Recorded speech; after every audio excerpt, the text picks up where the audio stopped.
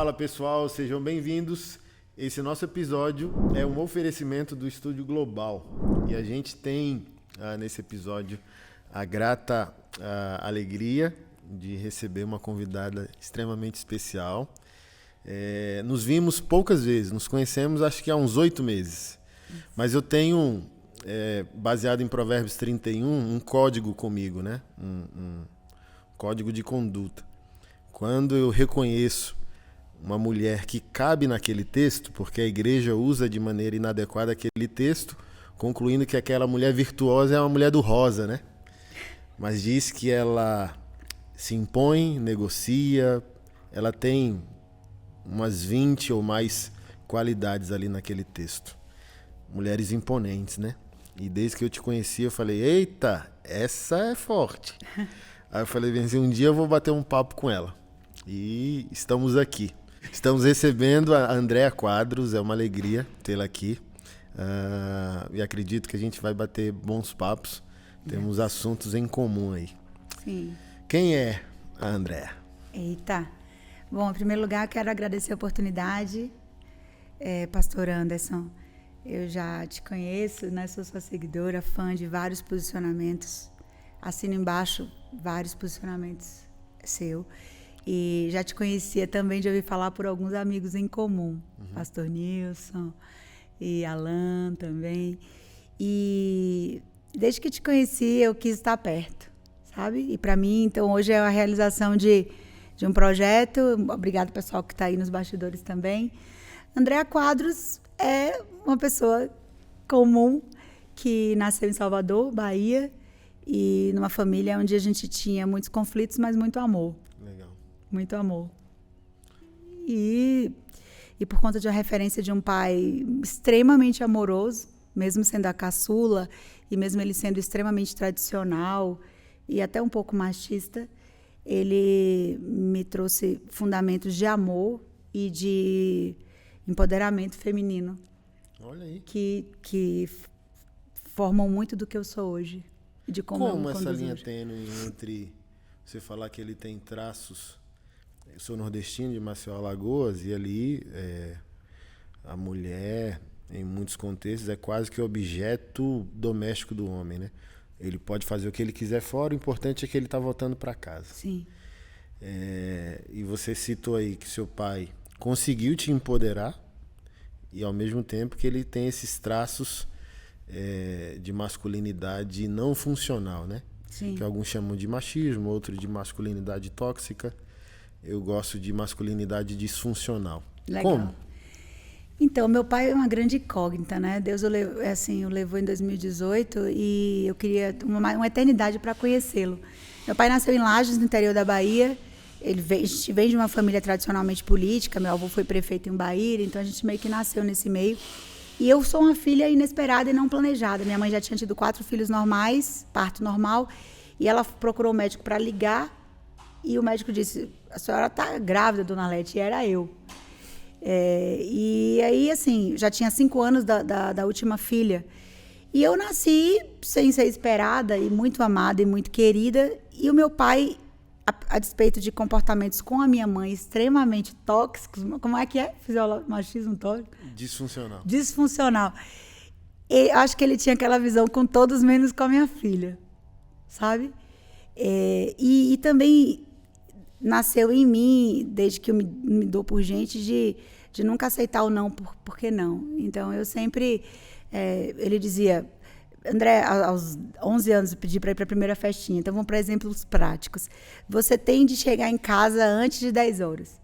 E eu dizia, pai, a festa começa às 10, é a hora que fica legal. Ele, não, mas 10 horas é a hora de menina estar em casa. Aí eu, então por que Roberto e Robson, que eram os meus irmãos homens, podem chegar mais tarde e eu não? Ele, André, não tem porquê, não, por que não? Eu falei, mas não, por que não? Não está me explicando. E então era sempre assim. Aí ele dizia, não, minha filha, porque mulheres que chegam depois das 10 são vistas como mulheres fáceis. Aí eu, pai, o senhor já foi no motel? Aos 11 anos. Aí ele arregalou o olho assim pra mim. Aí ele, por que você já foi? Eu falei, então, fui. E eu pedi a Robson para me levar, que era o meu irmão mais próximo. Eu estava muito curiosa, eu queria muito conhecer. Eu tinha várias amigas que me diziam que estavam indo. e eu queria conhecer. E o senhor sabia que lá tem cortina? Então, eu posso ir para uma festa às 10 da manhã e ir para um lugar onde o senhor não quer que eu esteja. Porque o senhor está me dizendo que eu não estou preparada para isso. Eita. Mas não me fazer chegar às 10 horas em casa. Então, aí meu pai, meu Deus do céu. Ok, André, à meia-noite você pode chegar em casa. E foi sempre assim. E eu acho que quando ele foi vendo que não ia dar certo, ele tentar me impor um não por não, que ele falou, olha, é melhor eu preparar essa menina, porque realmente ela vai encontrar, porque... Esse traço argumentativo é natural seu, não dele.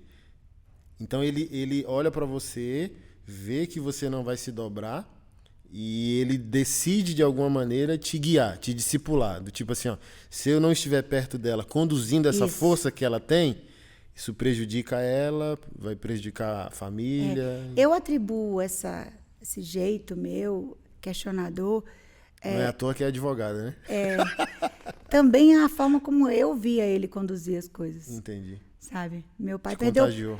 perdeu o pai muito cedo e de uma forma abrupta, com câncer cerebral, e a mãe dele, muito jovem, muito bonita, muito elegante, ficou meio insana. Meu avô viajava muito e cada cidade que ele passava, ele comprava um presente e despachava no correio para minha avó. Ele faleceu da noite para o dia com um tumor cerebral fulminante e a minha avó continuou recebendo presentes do meu avô, sem ele estar mais vivo. Ela ficou mal, ela teve que passar um tempo internada. Hoje a gente chama de casa de recuperação, na época se chamava um pouco de hospício mesmo. E aí meu pai foi criado num colégio interno, sem amor. Perdeu o pai, perdeu a mãe, e só filho único, e naquele desespero, sabe?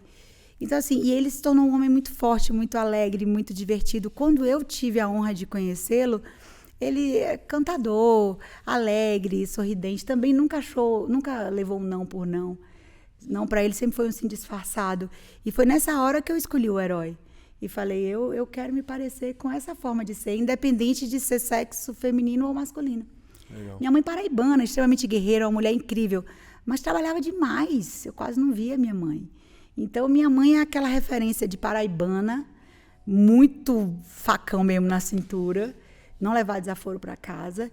E meu pai é aquele baiano, sabe, aquela malemolência, aquele jeitinho brasileiro conquistador, baiano, bom papo, força amizade, mas que nunca se deixava impor sem que ele pudesse, pelo menos, manifestar o pensamento dele. Que legal. Então, foi uma mistura do que eu sou hoje. Que legal. Nas suas redes sociais, você fala muito dessa questão de superação. Uma antiga Andréia, uma nova Andréia. É confortável para você falar o que é essa história de superação? Tem fases bem confortáveis, outras nem tanto. Mas o que eu sei é que definitivamente eu sou uma metamorfose ambulante. Nós somos, e eu já não sou nesse próximo minuto que eu fui no minuto anterior. Isso é fato. E existiram situações e circunstâncias que eu vivi e que me tornam, eu acredito, um ser humano, mais sensível, mais humanizada, literalmente. Posicionada também. Mais posicionada e mais empática, né? A profissão da advocacia veio me habilitar a defender os meus direitos e os direitos alheios. Mas, assim, já tenho essa essência, né? Desde novinha, presidente de diretório acadêmico, depois de grêmio estudantil, representante de sala, né? Eu nunca convivi bem com nenhum tipo de opressão, sabe? De ausência de liberdade. E isso é uma coisa que tem uma curiosidade ao meu respeito. Se você tem pássaros em gaiolas na sua casa, não me convide. Eita. Eita. Eu aviso, eu solto, eu não consigo. Andréa nasceu em cativeiro, se soltar vai morrer, eu sei, tenho especialização em direito ambiental, eu sei disso, mas eu não consigo ver algo que a sua essência, a sua natureza é para voar, é para ter liberdade enjaulado. Não consigo, pastor, não consigo. Aquilo me incomoda. Então, não me convida, tá fácil. Você fala muito sobre a questão da legítima defesa feminina da mulher. Sua experiência pessoal passou por aí ou é só um problema social que você desenvolveu essa empatia? Ou a sua experiência negativa te leva a uma clareza, um empoderamento, a empatia e agora, como atiradora também, né? Participamos do mesmo esporte e advogada, você fala, eu quero ajudar onde eu não tive ajuda. É isso? É isso também. É isso também.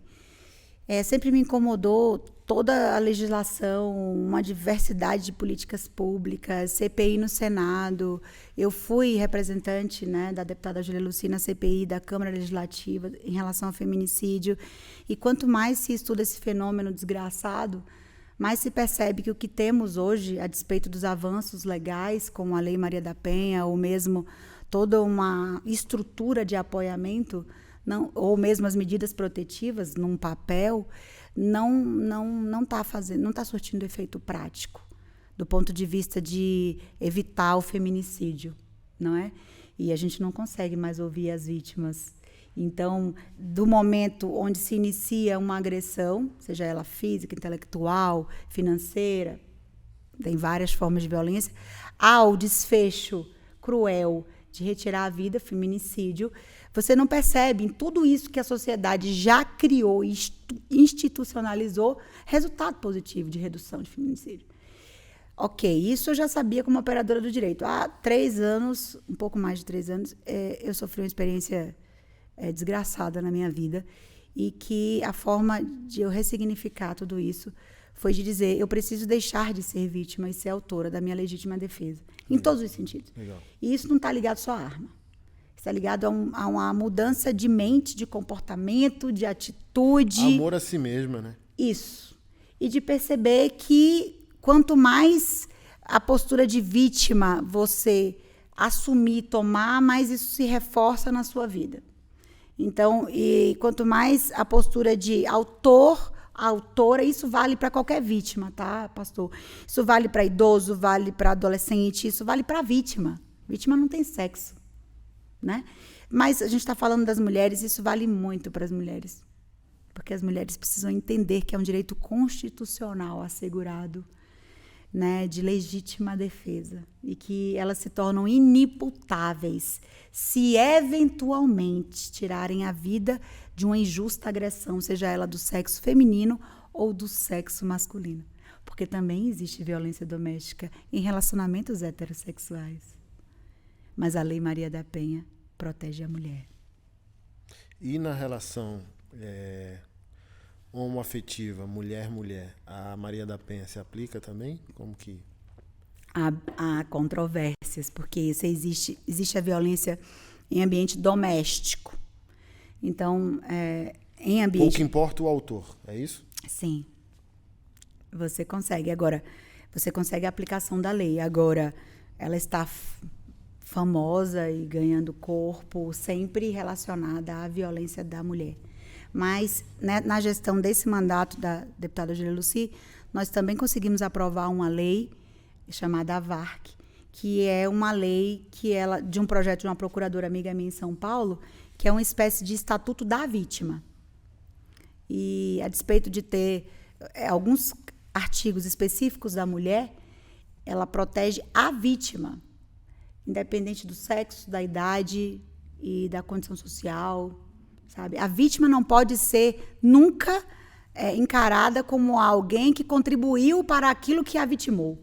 Okay. E é exatamente assim que muitas vezes a vítima é recebida numa instituição que deveria acolhê-la. Acho que tem 2 semanas, né, que acho que o presidente deferiu, né, não sei se passou pelo Senado já, de o agente público não perpetuar a violência, né? A violência institucional, né?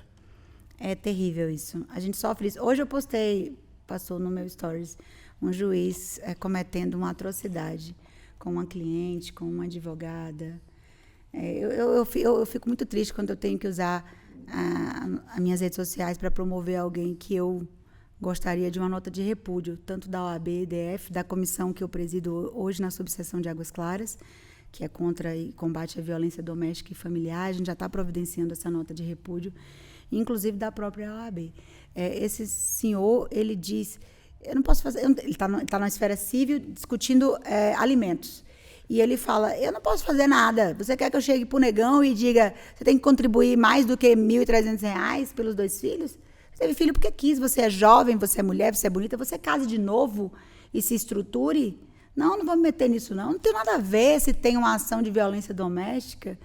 Não é assim, não. Tem uma coisa que o judiciário me ensinou, quer dizer, uma pessoa que está ali investida, que está representando o Estado, entende? Com esse tipo de comportamento, como vai estimular que mulheres que estão sofrendo realmente de violência doméstica, ou que vítimas, no contexto geral, procurem o judiciário, sabe? No estado como São Paulo. Então, assim, a gente tem muito que evoluir, sabe? Na prática, uma coisa é você ter a lei, graças a Deus por ela, mas outra coisa é você ter efetividade na lei. E outra coisa mais ainda é você ter um agente que lhe represente, que entre a lei e a justiça, busque a justiça. Daquele fato concreto, que é único. Não tem como você generalizar. Cada situação é única. Onde você acha que está o gargalo social? Eu, como pastor, consigo ver o gargalo religioso que constrói esse cenário da violência que a mulher sofre. Porque, por exemplo, no gargalo religioso, ensinar, né, é base da nossa fé, que a obrigação provedora é do homem, é um valor meu, né? É um fundamento bíblico, é um valor meu, do meu ensino aos homens. Minha esposa também trabalha. A gente constrói com os nossos homens que ela é livre se ela decidir cooperar com a estrutura financeira familiar.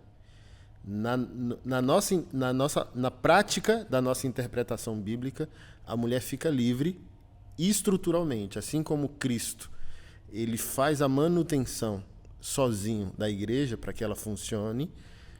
Para nós homens, no meu pastoreio, nós oferecemos toda estrutura emocional, moral, afetiva, sexual, patrimonial, para que a mulher se torne a melhor versão dela mesma. Ela também ganha, do tipo assim, deixa ela livre, deixa ela empreender, deixa ela sonhar, do tipo, há um atraso na nossa análise da religião cooperar que a mulher se torne propriedade doméstica masculina. E quando ela começa a alçar voo, sonhar, empreender, se formar, a maioria dos homens sofrem do que eu chamo da síndrome do Bilal pequeno, sabe? Tipo assim, meu Deus, ela vai ser maior que eu. E a alegria de um homem é um homem de verdade. Que bom que minha mulher está alçando esses voos, sabe? Mas na disfunção da religiosidade, seja ela cristã, seja ela islâmica, levar a mulher para esse lugar de propriedade doméstica. Então, por exemplo, ele é pedreiro, ela tem por formação acadêmica medicina. Num desvio religioso de propósito, onde Deus quer que os propósitos se unam, e, por exemplo, ele como pedreiro ganhando 5, ela como médica, sei lá, ganhando 8. Ela não sofre de síndrome de superioridade, ele não sofre da síndrome do Bilal pequeno. E se eles entenderem e assim forem parceiros e amigos, a família ganha 13, sabe? Sim. Mas dentro dessa disfunção, desse desespero, a primeira disfunção do homem é ele desviar-se dessa amizade que ele deveria ter com ela, essa parceria, esse diálogo, essa clareza, né? Esse investimento no qual ela poderia sonhar o próprio caminho, né? Não como esposa, nem como mãe, mas como mulher. A religião, seja diante do abuso sexual, seja diante do adultério, seja diante da violência psicológica e patrimonial, que é a principal. Porque a religião cristã crê biblicamente que o homem é provedor, ele castra e domina. Impede tudo. Por exemplo, se ele for teu abusador, automaticamente a disfunção dessa teologia faz com que essa mulher não consiga se livrar. Tipo, eu vou fazer o quê? Estou 20 anos dentro desse casamento, não terminei o 2º grau. Aí do tipo, ele tá traindo. Ele, cara, é um cara abominável. A religião força essa mulher a pague o preço, ore mais.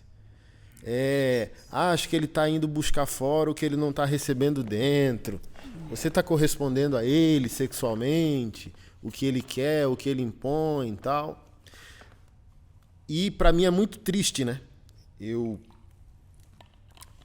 como pastor, reflito sobre isso. Qual a possibilidade legislativa de uma ampliação, sabe? Para que o ordenamento jurídico também conseguisse botar uma luz no ambiente religioso e como ele fortalece um modo operandi que, por exemplo, a mulher, se ela sair desse relacionamento, o erro teológico faz com que ela se sinta culpada. Porque, por exemplo, sei lá, a Bíblia não vai respaldar a violência doméstica. Na minha interpretação, eu acho que não era comum. Até no Islã, eu li A Mulher no Islã, um livro que se chama A Mulher no Islã.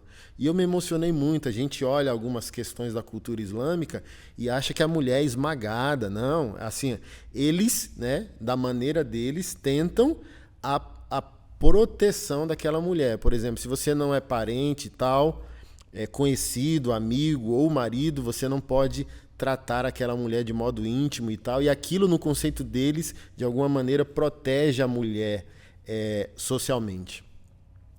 E trazendo para nós, cristãos, Brasil, né, somos majoritariamente um povo católico ou um povo evangélico, quando essa mulher, de alguma maneira, consegue sair desse cativeiro de dominação financeira, dominação sexual, de tortura psicológica. O cara é cristão, tem amantes, mas a teologia, aí os pastores, é o que me irrita.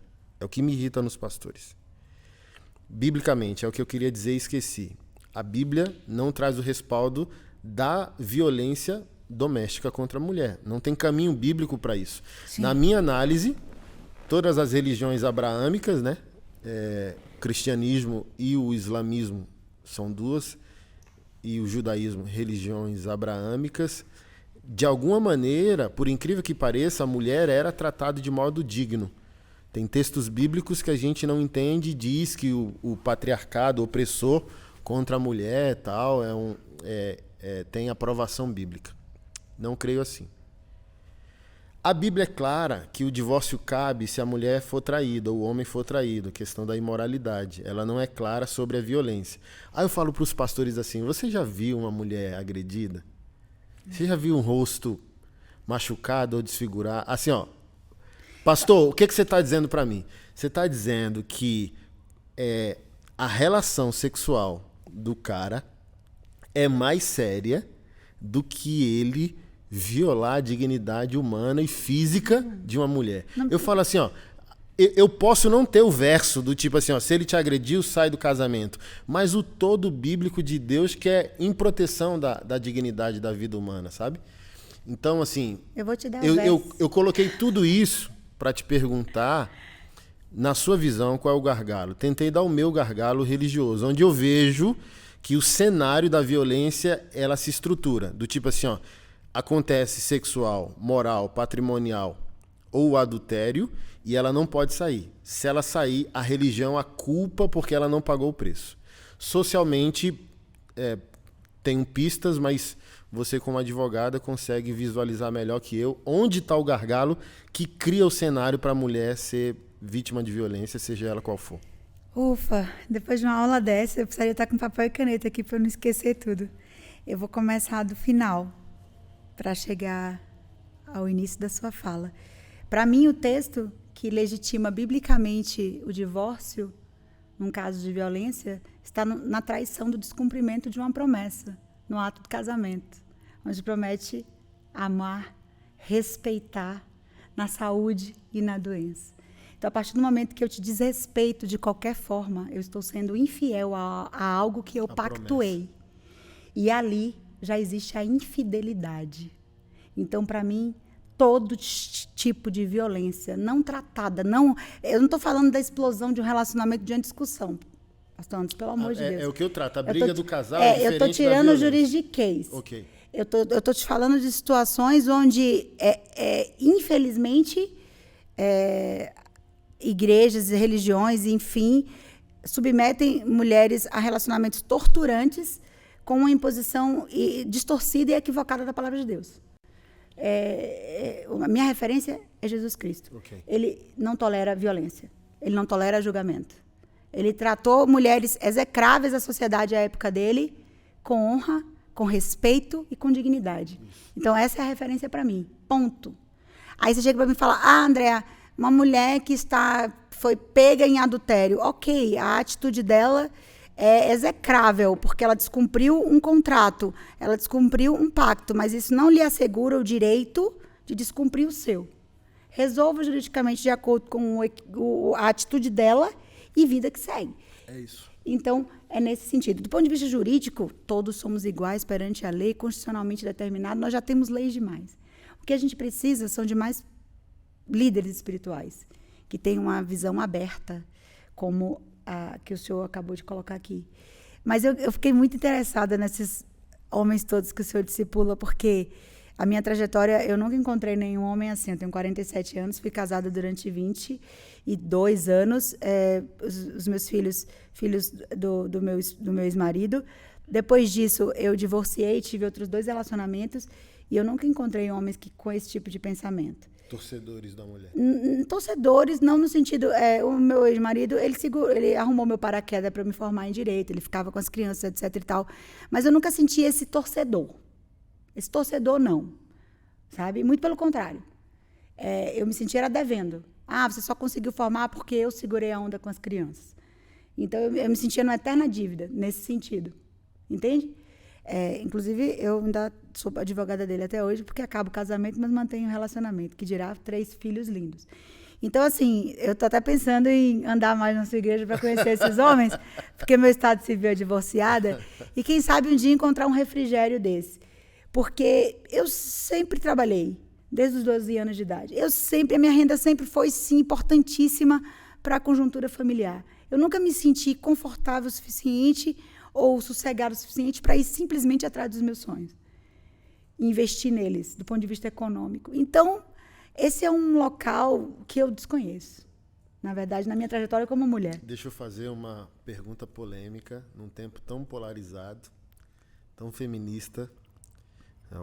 Posso dizer o auge, né, ideológico do feminismo é a pós-modernidade.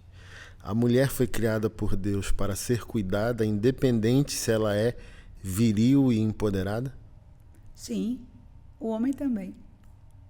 Todos nós, seres humanos, somos carentes de amor e de cuidados uns pelos outros. E eu amo ser cuidada. O empoderamento da mulher não significa eu não desejo ser cuidada. Que nada. Bom, a minha referência é o seguinte, eu amo que o homem abra a porta para mim, que seja cavalheiro, entende? Se ele oferecer, pagar a conta e me convidar, eu acho que ele está no direito, na obrigação dele, eu vou achar ótimo. Se ele me convidar para dividir, eu também vou achar ótimo. Se eu puder pagar, eu vou dizer... Eu tenho uma máxima com os meus amigos que eu digo que contas pequenas eu pago, as grandes eles pagam. Porque eu como em qualquer lugar, né? Boteco, pé de chinelo e tal. E meus amigos, tem uns amigos advogados, políticos, que quer ir para um restaurante que você sentou R$600, eu digo, pô, aí papai, eu quero saber se eu sou convidada, porque não estou podendo. Mas assim, tudo com muita naturalidade, sabe? Não existe essa coisa da imposição. Sim. O que eu sei meu pai, ele me criou para ser princesa, e eu disse a ele, pai, eu não vou ficar esperando o príncipe no castelo. Eu vou matar o dragão, tadinho dos dragões, eu amo dragão, e eu vou sair do castelo e vou procurar minha felicidade. Se eu encontrar um parceiro de vida que some comigo, amém. Se não, amém também.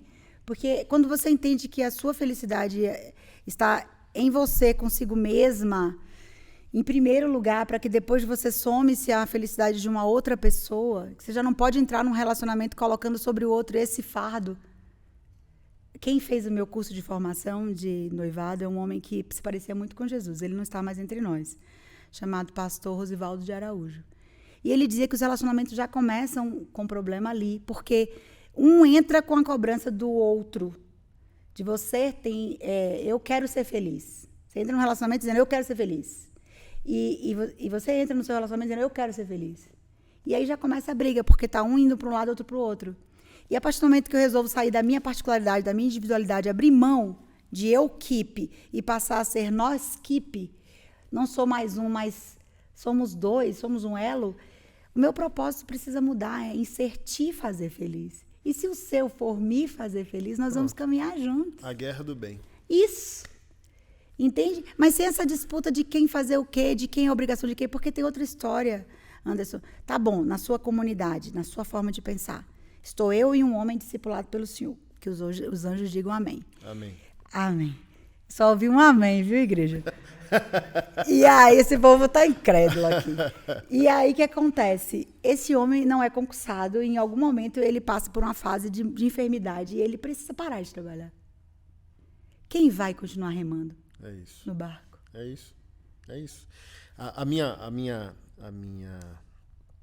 teologia de masculinidade é justamente essa.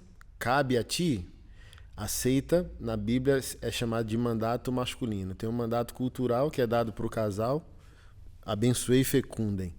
E tem um mandato masculino. Ainda não há ninguém que are a terra e guarde o jardim. E Deus criou o homem. Então é responsabilidade do homem cultivar, guardar. Tudo que vai acontecer na cidade depende do que está acontecendo no jardim. E o gerente do jardim é o homem. E não é uma prerrogativa feminina ser liderada pelo homem nesse quesito. Toda vida tem a prerrogativa de ser liderada pelo homem no sentido do viabilizador e não do dominador. Porque, por exemplo, a partir de hoje ele te dominará. Deus disse à mulher. E isso não era uma bênção, era uma maldição. Ou seja, liderar não é dominância. Liderar é viabilizar, liderar é servir. Liderar é sonhar junto, do tipo, Jesus é o nosso líder. Ele nos castra ou nos viabiliza? E uma maldição gerada por uma mulher exploradora, né, que saiu explorando o jardim sozinha, e que depois se rompeu. Se rompeu com a redenção, eu creio nisso plenamente. E outra coisa, falando muito da minha história de vida, né? Minha avó ficou viúva aos 35 anos e ela disse, eu não quero casar-me de novo porque eu não vou me submeter a nenhum outro relacionamento tão feliz quanto o que eu tive. Ela teve o referencial de ideal de relacionamento no meu avô, o pai do meu pai, e ela falou, eu não vou me submeter. E ela ficou viúva e faleceu viúva. Minha mãe, essas referências de mulher, a história da minha mãe dava um outro podcast. Minha mãe tem uma história terrível de vida, assim, muito inspiradora também. Mas meu pai resgatou minha mãe de uma situação muito ruim, socialmente falando, por circunstâncias alheias à vontade dela. Comprou a briga numa cidade pequena no interior da Bahia e ele levou minha mãe a esposa de um quadros cortes na família, que isso valia muito. Minha mãe era um Pontes de Moraes qualquer. E ele honrou minha mãe diante da sociedade, comprou a briga com a família inteira, de uma mulher analfabeta e que foi encontrada em situações socialmente questionáveis à época. Também por circunstâncias alheias à vontade dela. E ele foi esse cara. Só que como esposo, em determinado momento da vida, meu pai era muito piadista, ele se envolveu num outro relacionamento e ele disse que ele tinha muito amor para dar, e essa foi a justificativa que ele deu para mim. E quando eu soube desse relacionamento, eu tinha uma irmã. Eu tinha uma irmã que ia nascer, que eu batizei sem querer, eu que dei o nome dela. Meu pai era muito esperto. Chegou no meu quarto, qual é o nome daquela boneca? Eu, Patrícia. Como é o nome daquela boneca? Eu, Patrícia. Como é o nome? Todos os seus bonecos chamam Patrícia? Todos os meus bonecos chamam Patrícia. Eu queria que meu nome fosse Patrícia. Aí ele disse, tá, você vai ter uma boneca chamada Patrícia. Olha como ele me contou que eu ia ter uma irmã caçula fora do casamento. Muito safado, né? Mas tudo bem. Eu disse a ele, quando eu tomei consciência da situação, eu falei, pai, se o senhor fosse meu marido, olha, a pessoa aos 12 anos... E provavelmente eu dava um tiro em sua cabeça. Eu disse a meu pai. Porque eu abomino traição. O senhor descumpriu um pacto com a minha mãe. 12 anos de idade. Eu disse a meu pai. Mas o senhor é o melhor pai do mundo. E o senhor não é meu marido, o senhor é meu pai. E como pai, eu não tenho nada. Eu quero achar um problema. Eu quero achar uma coisa para ficar com raiva do senhor e eu não consigo. Patrícia, que é minha irmã caçula, uma linda mulher em todos os sentidos... É a minha irmã mais chegada hoje.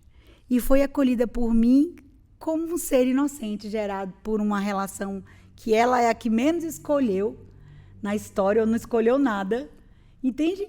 E que precisou ser amada e acolhida. Então, eu estou te falando das minhas referências de familiares. Durante um tempo, eu tive uma dificuldade séria com minha mãe. Minha mãe achava, por eu acolher a Patrícia, que eu estava traindo ela. Uhum. E aí, aos poucos, ela foi vendo que o meu amor por ela não mudou. E que eu conseguia separar o pai adúltero, infiel enquanto esposo, mas o pai sensacional, maravilhoso como pai. E no final da história, minha mãe escolheu permanecer no casamento, a despeito de meu pai ter ido e vindo. E você sabe que meu pai falava para o relacionamento extraconjugal? Eu tô aqui, tô apaixonado por mim, coloco as duas na mesma casa. Ô, louco. Mas eu não deixo a Arlete nunca. Ela é a mulher da minha vida, a mãe dos meus filhos. Eu só vou deixar a Arlete se ela me deixar. Como eu estou te falando, eu precisaria de uma eternidade inteira para conhecer a mente do meu pai. Mas eu sei que foi isso que eu vivenciei, sabe? Ele nunca desamparou, nunca abandonou a minha mãe, muito menos os filhos, a despeito de ter vivido relacionamentos extraconjugais. Eu acho que não. Minha mãe é uma mulher linda, loira, de olho verde, é uma mulher maravilhosa, extremamente fogosa. Está entre nós ainda? Está entre nós, bem agarrada comigo. Não deixo não, missão minha na vida. Mas ela se fechou para outros relacionamentos, e não porque ela, na minha percepção, não porque ela não tem ainda todos os desejos de uma mulher e tudo mais, mas porque ela se decepcionou muito com a traição. Como meu pai foi o resgatador dela... Há uma dívida? Não, ela sente assim, todos poderiam me trair, menos ele. Okay. Eu acredito que ela não superou isso. E em alguns quesitos, ele sendo um homem bom, mesmo sendo infiel, se um homem bom for infiel, que homem bom existe? Cara, eu não sei o que é que passa pela cabeça da minha mãe. Eu penso o seguinte, nós somos seres livres. Você não pode impedir um passarinho de voar sobre a sua cabeça, mas você pode impedir de fazer um ninho. E, estando casada, em São Paulo, quando eu cursava direito, meu esposo passou por um problema na época muito forte, depressão profunda, não sei o que, ele não queria sair daquele buraco. E eu estava fazendo direito, indo para a faculdade, não sei o que, saía da aula, tinha festas. Eu sempre chamava ele para ir comigo. Ele nunca queria ir. Quem me acompanhava? Meu pai. Aí meu pai às vezes ia, às vezes não ia. Eu falei, pai, falei para o meu ex-marido e falei para o meu pai, eu conheci um professor e eu tô apaixonada por ele. Ele tá dando aula e eu casada. E eu tô apaixonada por ele e é encantador e eu preciso fugir, eu vou mudar de campus, não posso ir para nenhum evento com ele só. Esse tipo de sentimento você não resiste, você foge. Eu entendi isso na minha vida. Quanto mais eu resistia, mais eu pensava na pessoa que eu estava querendo resistir. E aí, a partir do momento que eu confessei isso pro meu pai, ele passou aí em todos os eventos comigo. Caramba. E o meu ex-marido dizia, não, tá, eu conheço você, eu conheço sua personalidade, você não vai cair, você não vai ceder. Oi? Oi, eu sou humana, eu sou de carne. Você tá aí sofrendo uma depressão, você não quer cura, você não quer ajuda. Eu tô te pedindo socorro, tô te pedindo ajuda, tô te contando o que tá acontecendo, você tá me ignorando completamente. Eu tô cumprindo meu acordo com você e cadê o seu acordo comigo? E isso foi indo. Eu mudei de campus, daí meu professor também mudou. E hoje nós somos grandes amigos, tá? E ele é uma pessoa pública, eu não posso nunca falar nada em relação ao nome dele. Mas, assim, o que eu sei é que se eu não tivesse encontrado apoio para resistir, Anderson, o que eu julguei meu pai poderia ter acontecido comigo. Porque eu não ia ter coragem de abandonar um esposo em depressão, em doença, numa situação que ele não ia poder sair sozinho. Eu estava emocionalmente carente e recebendo atenção e ali deslumbrada por um professor fantástico. Aí o mais interessante é que depois de tudo isso eu encontrei esse professor, eu divorciada, ele divorciado, e eu vi que era só um encantamento da persona que ele representava. Nunca foi amor. Nunca. Sabe aquelas paixões que você tem aquele encantamento e você fala, nossa, que coisa linda. E aí tem um pastor amigo meu que diz que o distintivo, a unção e a posição são afrodisíacos. Sem a posição, o encanto distintivo? Passa. Distintivo. Posição? Posição e vocação. E vocação. Tipo o pastor, o policial, o político, ou o padre, ou o gerente, ou o superior, né? O pai, né? Pois é. Freud explica essa suposta paixão da filha pelo pai. Mas então, você não pode impedir. Quem pode impedir alguém de se apaixonar por outro? Não, mas assim, para mim, santidade para mim é o código. Igual você falou, preciso mudar de campus. Tipo assim, ó, não, eu confio em você. Não, eu sou humano, eu tenho que tomar uma providência com essa situação, porque me expor a ela... Ô, papai. Eu vou entrar. Ô, papai. Eu vou entrar numa fornalha ardente, sendo que papai mandou eu não ir, mandou eu fugir. Fugir da aparência do mal. Como né? é o nome do que fugiu lá de Betseba? Que saiu correndo e largou a capa até pra trás. Meu Deus, José. Ah, ele resistiu? Uma linda Uma mulher? coisa interessante que a gente não concluiu. Mesmo trabalhando a questão da provisão do marido e do pai no lar, o cara tem que ser tão abrangente no raciocínio dele, e aqui eu vou falar bíblico, porque participamos da mesma fé, que se tu ficar, né, como você colocou, se um homem ficar inválido e ele ficar nessa rigidez que ele é o provedor, a família acabou. Então, assim, ó, você é o provedor, mas deixa a sua mulher alçar os voos que ela precisa. Porque se você carecer, ela tá ali como uma boa ajudadora para acoplar, né, junto com você. Eu penso no time. Eu penso que o casal é um time. Eu convivo com pessoas com deficiência intelectual, física e mental há pelo menos 22 anos, pastor. E eu tenho casos maravilhosos de homens que eram andantes e se tornaram cadeirantes, para a sociedade até inválidos, até charás, amigos meus, e que são provedores do seu lar, porque você pode estar inválido fisicamente ou até intelectualmente, uma fase não te define. E se você se vitimiza pelaquela situação e não busca soluções, aí sim você vai ser um peso morto num relacionamento, um fardo.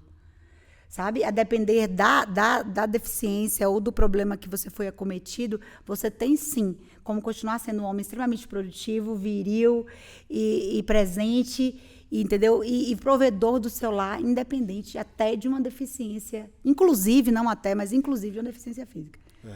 É a forma, é a postura, é o tanto que eles estão unidos, é o tanto que, assim, não somos mais um, somos dois, que vai fazer a diferença.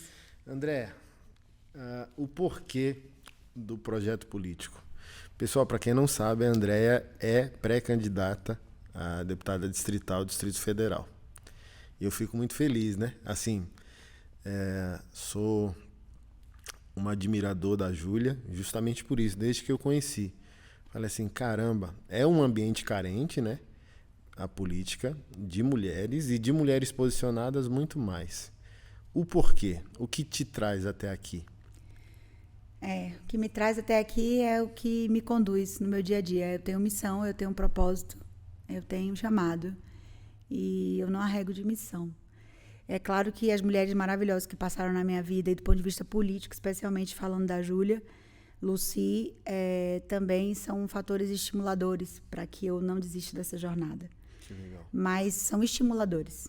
Eu tenho um propósito, como eu lhe disse, eu tenho missão, eu amo política, a verdadeira política, aquela que serve e não que se autosserve. Na minha trajetória de vida, desde tenridade, que eu faço questão que as pessoas me investiguem, por favor, a pessoa se pré-candidata, a pessoa se coloca a servir, a ser servidor público eleito, ele precisa saber que acabou a privacidade, acabou a vida privada. Ele está escolhendo que a vida dele se torne pública mesmo. E o meu sonho, pastor, é que os nossos eleitores que têm o poder do voto na mão, uma arma muito mais poderosa do que a que a gente gosta de praticar esporte, que ele estude e investigue cada candidato, para que ele não desperdice o seu voto ou eleja pessoas que têm um lindo discurso, mas que a prática não condiz com aquilo que está pregando. É só esse meu sonho. Agora, a deputada Júlia Lucy fez um trabalho fantástico na Câmara Legislativa. Eu me considero parte desse trabalho fantástico, porque ela me confiou o jurídico e depois a Secretaria da Procuradoria Especial da Mulher. Ela desbravou mares que muitas vezes eu disse para ela, não vai dar certo, e ela me provou que iria. Então, ela me desafiou muitas vezes, e eu a amo muito mais por conta disso. Eu a amo porque ela confiou a uma mulher divorciada, mãe de 3 filhos, com uma filha com deficiência, que muitas vezes não podia ir para o trabalho, porque a cuidadora faltou. E ela nunca me desabilitou por causa disso. E eu sei de mães que têm filhos autistas, síndrome de Down e um tanto de outras deficiências que não têm um espaço no mercado, a despeito de serem excelentes profissionais. Porque ter um filho com deficiência é considerado faltar um degrau na escada. Meu Deus. Entende? E a Júlia Lucy nunca me viu dessa forma. Sempre adaptou o mandato, o trabalho, a minha condição de vida, que eu também não escolhi. E quando ela decidiu vir à federal, mesmo nós estando em partidos diferentes, política é um jogo, partido não significa nada. E essa janela partidária aí mostrou esse troca-troca de cadeira, essa sopa de letrinha. Existem pessoas. E aí o que acontece, quando ela falou, eu venho à federal, eu falei, quem vai continuar esse trabalho aqui? Deputada Arlete, 24 cadeiras, pastor. 24 cadeiras na Câmara Legislativa. Nesse mandato, a gente tem 3 mulheres. A deputada Júlia Lucy já anunciou que vem federal. Arlete Sampaio, médica maravilhosa, mulher incrível, já disse que aposentou. Jaqueline eu a conheço pouco. Sei que ela vem à reeleição. Mas a gente precisa de mais mulheres. 3 mulheres? Só. No meio de 24. Sabe? E Júlia Lucy, desde o início, ela vinha num partido em que nunca apoiou o carreirismo, né? A ficar 10 anos ali como distrital, cumprindo mais uma promessa, fez um mandato de excelência, mais de 10 anos em 4, e está indo à federal. Eu estou me colocando à disposição para continuar o trabalho que ela desenvolveu, que nós desenvolvemos juntos enquanto equipe. Ela tem um time fantástico de homens e mulheres no Gabinete 23, na Procuradoria Especial da Mulher, e estou colocando meu nome. E o que Deus quiser vai acontecer. E também acredito que a gente precisa de mais políticos novos, porque fralda de bebê e político orienta-se que troque de tempos em tempos. A nossa mente fica viciada ali. A gente acaba, depois de um determinado tempo, só enxergando aquilo que a gente está fazendo e acha que é certo, e não o que a sociedade precisa. Eita. Então, precisa oxigenar.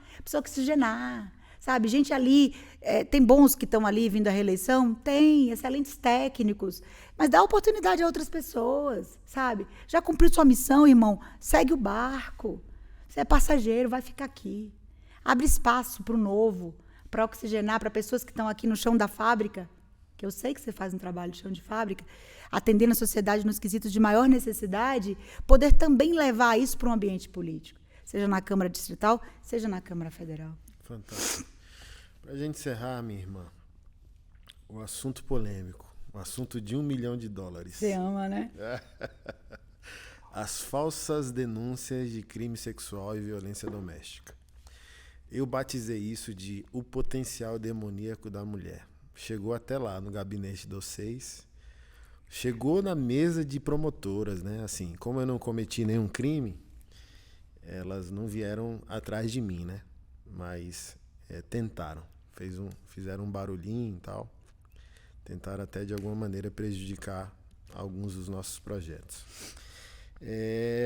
Sou um pastor posicionado e ativista no enfrentamento dessa realidade invisível dentro da igreja evangélica, que são os abusos, os crimes sexuais e a violência doméstica cometida contra mulheres e crianças.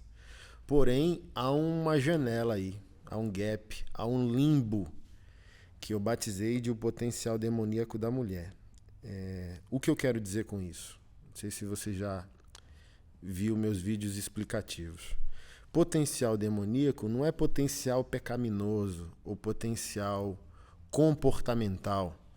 Do tipo, a mulher, você está dizendo que a mulher é pior que o homem? Não. Eu estou dizendo que existe um fato.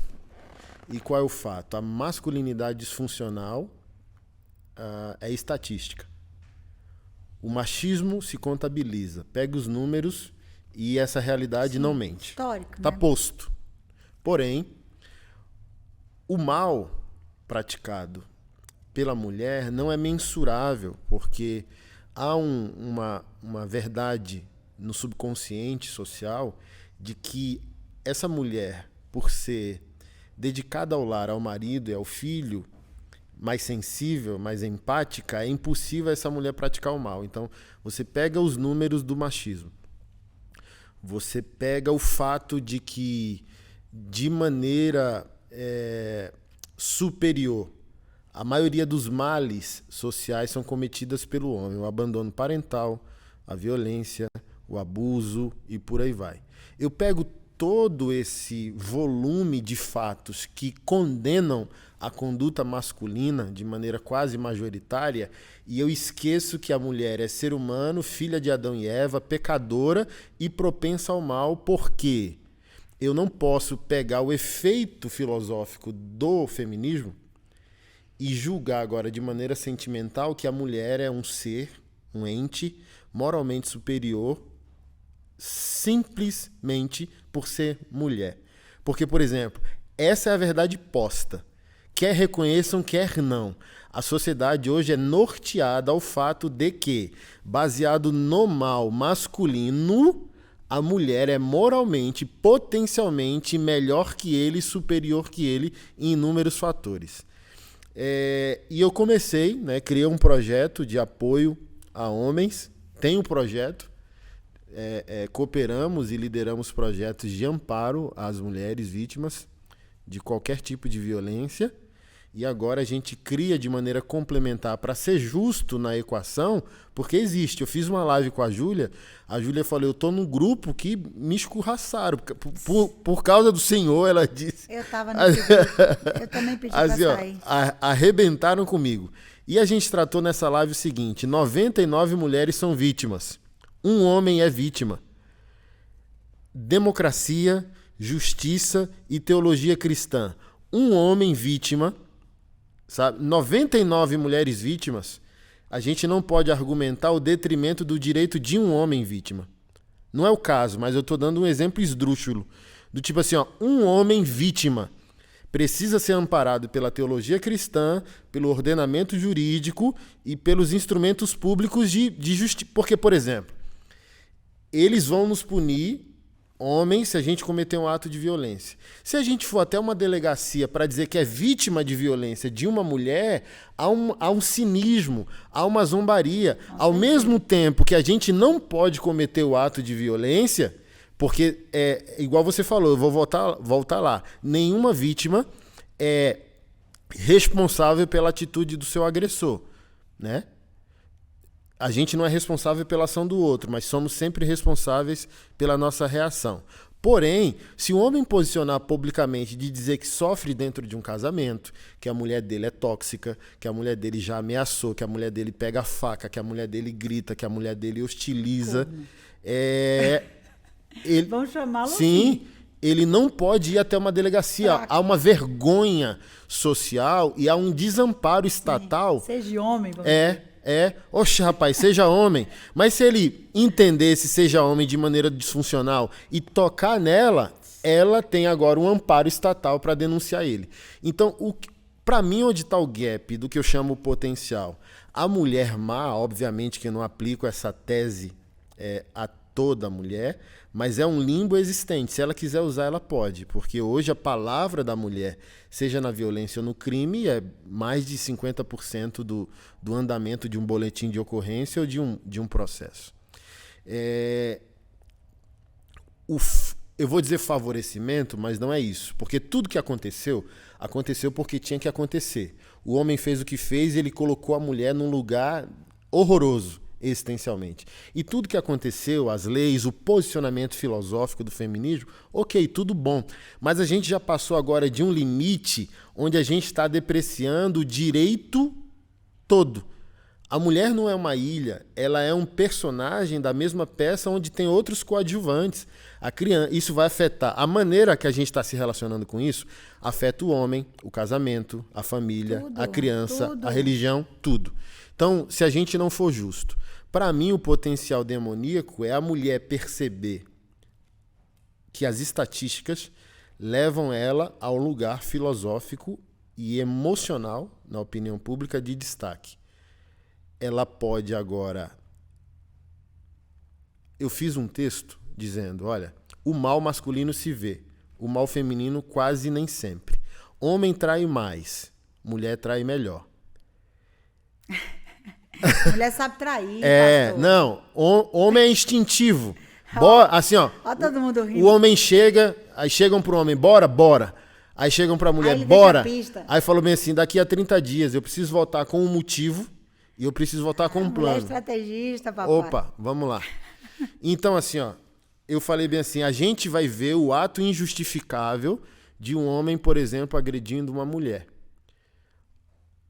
Mas ninguém vai ver a participação de ambos na construção de um ecossistema. Então, assim, há esse lugar, eu criei o projeto, já tem demanda, e eu criei uma rede social para dar volume a essa maldade invisível da mulher que se expressa mais onde? Na manipulação do que na agressão. O homem, do jeito que o Criador fez, ele se expressa mais fisicamente.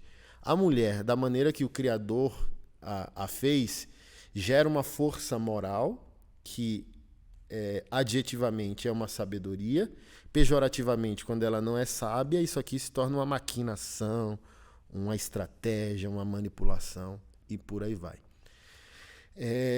O pouco que a gente conversou, você é justa nessa equação, defendo, posiciono, o machismo está aí, mulheres sofrem, precisamos posicionar. Foi injusto com o homem, olha, calma aí, isso aqui é injusto e a gente também vai posicionar. Sim. Você, a Júlia, outras mulheres são justas nessa questão do saber diferenciar uma coisa de outra. Questionar os excessos não é depreciar a luta da mulher, é necessária, ok? Sem dúvida. E a gente não pode caminhar, principalmente o ordenamento jurídico, para um limbo jurídico, onde, sei lá, agora tem um crime psicológico. Do tipo assim, a gente tem que ampliar as leis, mas assim, se a mulher for má, o que ela pode fazer com uma lei sobre violência psicológica? O que é isso? Como mensurar? Como dar visibilidade, sabe, em evidências para esse crime psicológico? Do tipo assim, esse homem não aguentar mais a relação e pedir divórcio, ela pode ir lá reclamar de, sei lá, um exemplo, né? Esdrúxulo que a gente pode dar. Na primeira vez que a gente se encontrou numa feijoada da Júlia, e agora aqui nos nossos bastidores você narrou uma situação onde isso existe, onde homens estão sendo incriminados, condenados, sendo inocentes por mulheres que tiveram só um plano de vingança e manipulação, sabendo que tem esse gap jurídico de favorecimento. E dificilmente, tanto o magistrado quanto a força policial vai se dar o luxo de fazer uma investigação, porque a maioria só tá cara crachá. Deixa eu olhar aqui. Não, então eu não vou me dar o prazer ou o desprazer de investigar a fundo essa situação aqui de suposta violência ou crime sexual. Eita, vamos lá. Eu tive a grata oportunidade de estar aqui a seu convite e eu gostaria muito que a gente tivesse um momento, até para a gente ouvir os seus seguidores, só sobre esse tema. Eu vou te falar do caso prático. Todos somos iguais perante a lei. E temos, sim, historicamente, mulheres dependentes, agredidas de todas as formas, que sofrem todo tipo de violência. E que estão se permitindo estarem nesse local. Porque eu, Andréa, parto da premissa de que alguém faz com você algo que você não queira, mas vai fazer de novo se você permitir. Então, a primeira vez, de novo, a história do passarinho. Você não pode impedir o passarinho de voar, mas dele fazer um ninho você pode. Então, ninguém faz com você algo que você não permita. A mulher precisa sair da posição de vítima, continuada, para a autora da sua legítima defesa. Ah, doutora Andréa, mas você estudou, você teve oportunidade. Existem muitos grupos de apoio. Existem muitas pessoas treinando mulheres para que elas não sejam dependentes. Qual que é o problema? Porque eu sou dependente economicamente? Tem grupo de apoio para te capacitar e você se esvirar. Se esvirar. Já ouviu aquele curso CIS? Uhum. Eu nunca fui, não. Mas eu resumi o curso em se esvire. Eu não escolhi a família que eu ia nascer, eu não escolhi a cor dos meus olhos, não escolhi a cor do meu cabelo, não escolhi a cor da minha pele. Eu não escolhi. Papai do céu foi gentil comigo. Mas eu não escolhi. Segundo os padrões da sociedade, quero que enxerguem a minha beleza interior. Yeah. Meu pai me disse lá os 12, beleza ou inteligência? Eu falei, os dois, papai. E eu não desisto disso. Eu resolvi estudar, a despeito de ser aparentemente agradável aos olhos da grande maioria. Mas assim, Anderson, não dá para ficar com essa coisa, não vai ter saída com essa coisa do vitimismo. Vítima é vítima. Eu tenho hoje um inocente dentro de um sistema penitenciário com uma sentença condenatória, trânsito em julgado, não tem mais como recorrer, por estupro de vulnerável, ou seja, teoricamente, ele estuprou a filha menor de idade, com consentimento não, a mãe é uma das acusadoras. Esse processo que correu no Maranhão foi condenado sem exame de corpo de delito da vítima, baseado unicamente na versão de uma criança que nem foi ouvida da forma como a legislação manda. Se aqui no DF a gente sofre, tu imagine numa Zedoca Maranhão. E que esse homem, ele é o inocente, dito pela própria suposta vítima e também por quem testificou à época, que é a mãe. A vítima, a suposta vítima, adolescente, começou uma vida sexual muito cedo, com o pai extremamente ciumento, cuidadoso, cauteloso. Ela ficou com receio de contar que ela teve essa experiência sexual, viu que os pais não estavam se desentendendo por motivos ali de relacionamento. Num determinado momento, o pai sai de casa para não chegar até as vias de fato, quem sabe, com a sua mulher. Isso aí eu também não sei. Sei que ele saiu de casa, foi para um outro relacionamento, veio para Brasília. E aí, nesse inteirinho, a filha fala, é melhor eu contar essa versão aqui sem ter a menor noção dos impactos e das consequências jurídicas, sem ter nem capacidade, como menor, de avaliar isso. É melhor arranjar uma forma de contar como foi que eu perdi a virgindade aqui, do que eu anunciar que eu já fui para a vida sexual ativa. E a mãe ouve aquela conversa, já está zangada, magoada, se sentindo traída, trocada, né? Pelo caboclo lá que veio embora para Brasília. Tem um cenário perfeito. Todo mundo está emocionalmente doente, precisando de ajuda, de apoio, mas se dirigir a uma delegacia, formalizar uma denúncia caluniosa, imputar a outra pessoa inocente um crime que ele não cometeu. Entre a denúncia e o trânsito julgado, levou quanto tempo? Ai, pastor, eu vou falar aqui, se não me falha a memória, 13, 14 anos. Meu Deus. O que eu sei é que ele está com ascendência condenatória, transitado em julgado por estupro de vulnerável. Do ponto de vista jurídico, eu já fiz tudo o que é possível, já entrei com justificação criminal em primeira instância, eu tenho que resolver lá na primeira instância, primeiro. A justificação criminal sendo julgada, eu entro com revisão criminal depois. Eu já entrei com HC, porque quando eu resolvi assumir essa ação, nosso escritório, nós procuramos as pessoas, os fatos, procuramos conhecer o que era o que, chegamos na suposta vítima, chegamos na mãe, que confessaram todo o equívoco. Eu trouxe essas pessoas para Brasília, eu utilizei o que eu pude fazer com redução a termo, em ata, da declaração da verdade dos fatos. Eu já juntei tudo, há muito mais de 2 meses, tanto na justificação criminal quanto no HC, e o Judiciário do Maranhão não se manifesta, descumprindo todos os prazos legais para se manifestar sobre um pedido liminar de um HC. Entende? E também de uma justificação criminal. É caótico, eu estou te contando de um caso.